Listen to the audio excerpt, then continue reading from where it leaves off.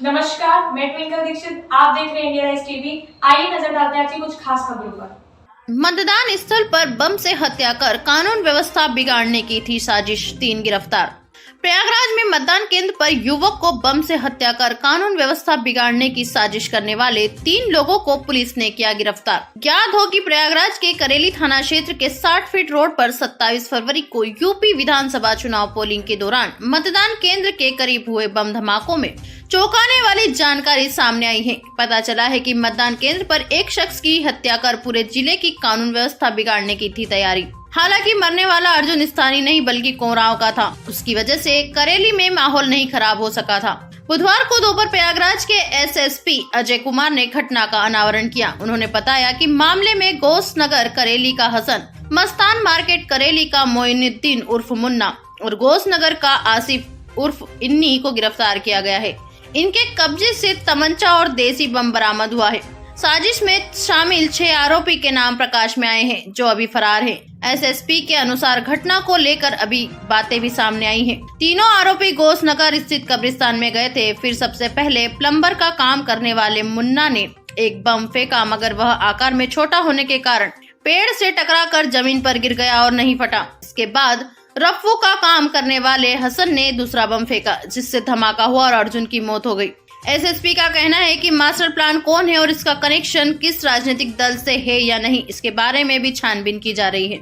अभियुक्तों का सीडीआर भी निकाला जा रहा है। पकड़े गए आरोपियों से पूछताछ में पता चला कि इनको मौखिक निर्देश मिले थे और किसी तरह का पैसे की डील नहीं हुई थी। फरार अभियुक्त एक संगठन से जुड़े बताए जा रहे हैं। उसके बारे में जानकारी जुटाई जा रही है। फिलहाल कानून व्यवस्था बिगाड़ने की साजिश करने से करौली में माहौल खराब नहीं हो सका था।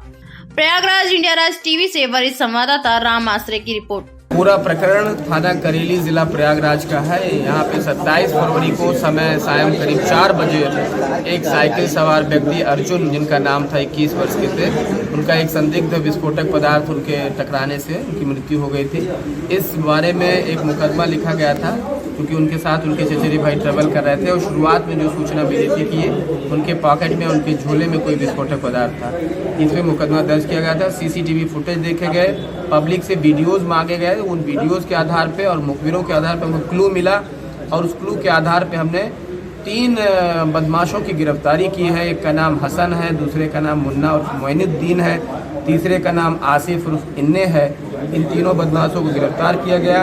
बदमाश हसन के कब्जे से एक तमंचा और कारतूस मिला है। दूसरे बदमाश की निशानदेही पर एक छोटा हल्का बम बरामद किया गया है। पूरे पूछताछ के दौरान ये बात सामने निकल के आई है कि 9 लोगों का एक गैंग था, जिसमें से 3 लोग गिरफ्तार हुए हैं, 6 लोग अभी भी फरार हैं। उनकी गिरफ्तारी के लिए टीमें लगी हैं। इन 9 लोगों के द्वारा कब्रिस्तान के इलाके में आकर के वहाँ से पहले एक छोटा बम फेंका गया था, जो हल्का होने के कारण पेड़ की डालियों से होता हुआ सूखी पत्तियों पर गिरा था और फट नहीं पाया था। उसके बाद एक काफ़ी करीब आकर के छुप करके वहाँ से बम फेंके थे, जो उस व्यक्ति के साइकिल से टकरा के उस पर लगा था। इस कारण उसकी मृत्यु हो गई थी। मतदान प्रक्रिया बाधित करना का मकसद था इनके इसके बारे में मकसद पूछने पे ये बहुत अच्छे से जानकारी नहीं दे पाए, लेकिन विभिन्न तरीके से इनको जो पूछताछ हुई है उससे यही निकल के आ रहा है कि ये उस टाइम एक दहशत का माहौल पैदा करना चाह रहे थे। कानून व्यवस्था बिगाड़ने का इनका मकसद था, जो नाकाम हुआ था। लेकिन इनके बाकी 6 लोग जो हैं वो उसकी गिरफ्तारी के बाद ये बात सामने आ सकती है कि किसके इशारे पर ये लोग ये काम करने गए थे। इन्होंने जो कृत्य किया है उसको बहुत गंभीरता से लिया गया है और इन पे गुंडा, गैंगस्टर और रासुका के तहत भी कार्रवाई करने की हमारी तैयारी है। बहुत जल्दी ही करेंगे। जो शानदार फुटवर्क हमारी पुलिस टीम ने किया है कि ऐसे लोगों को खोज निकाला है, चूँकि अज्ञात केस था, उसको हमने 25,000 रुपये का इनाम की घोषणा। आगे ताजा खबरों से जुड़े रहने के लिए हमारे चैनल को सब्सक्राइब, लाइक, बेल आइकन दबाना ना भूलें। धन्यवाद।